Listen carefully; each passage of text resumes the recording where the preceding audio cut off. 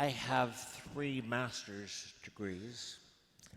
I'm certainly not saying that to brag, but to say that in the course of my education, I have written lots of papers, mostly research papers, but also theological reflection papers and book review papers and so on.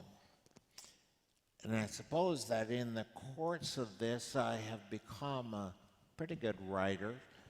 The Sisters of Mercy at St. Anne in Fremont, where I went to school and where they taught me English, I think would be kind of proud of me.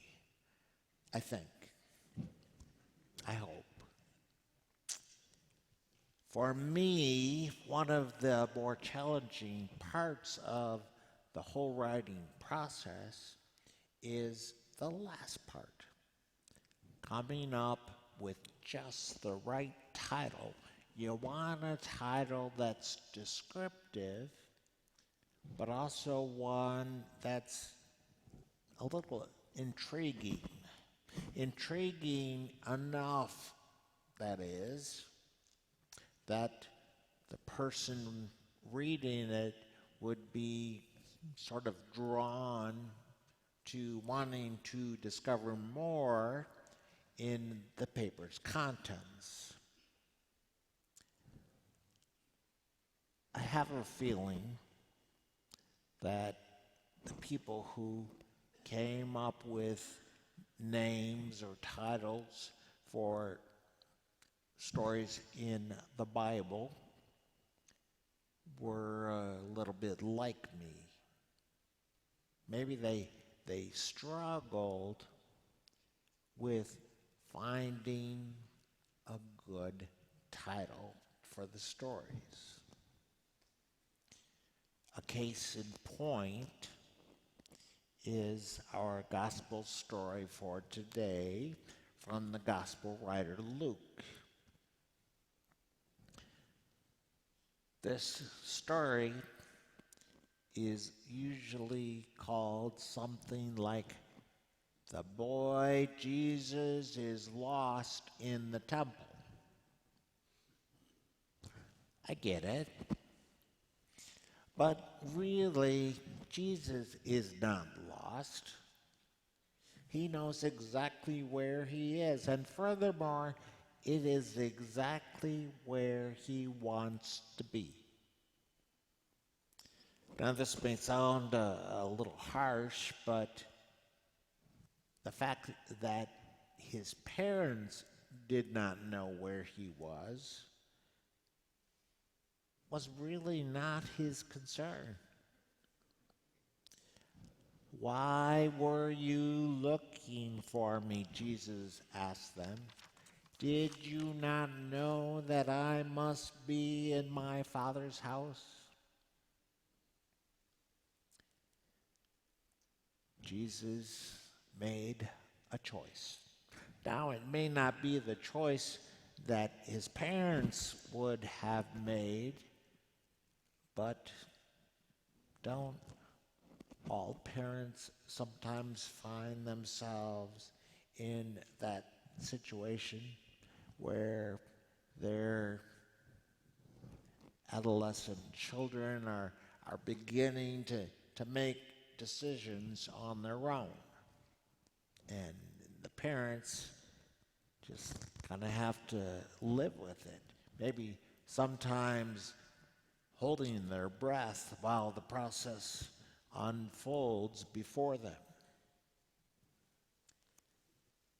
As I remember one parent telling me when I was serving at the University Parish in Bowling Green, maybe it's the year that Father Herb and I were there together, I'm not sure, but one parent said to me, "I know what my son is doing here at college, and it kills me.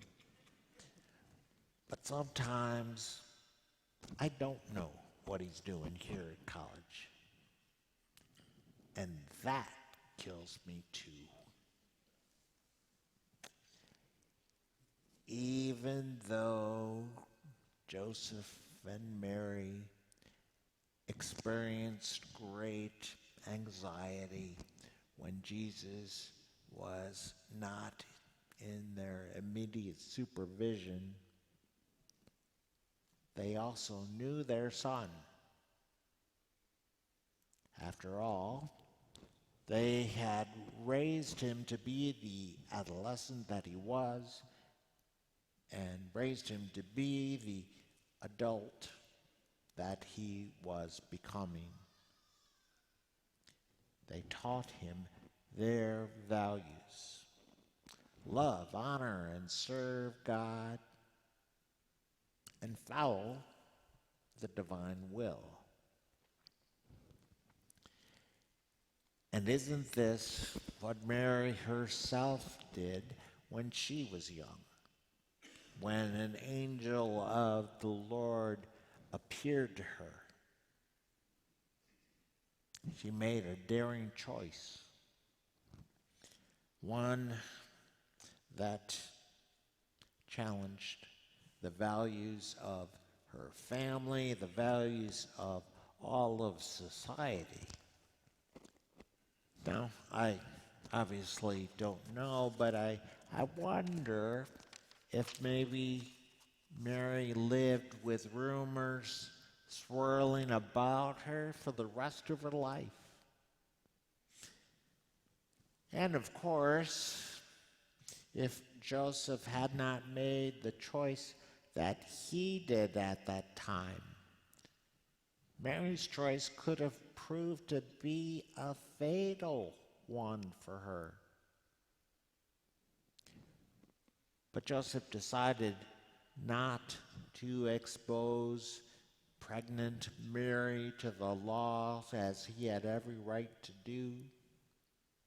Instead, he accepted Mary into his home and made her his wife. By their own bold choices, Joseph and Mary showed a confidence in God. It's the same confidence that their son Jesus was now showing. Jesus was simply following the good example set by his parents. Jesus was not lost.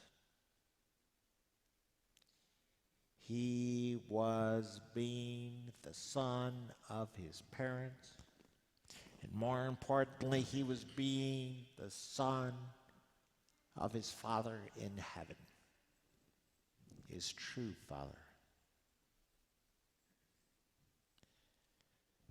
We call Jesus, Mary, and Joseph the Holy Family. Our own families can be holy too when we, like them, have a love for and a trust in our Father in heaven.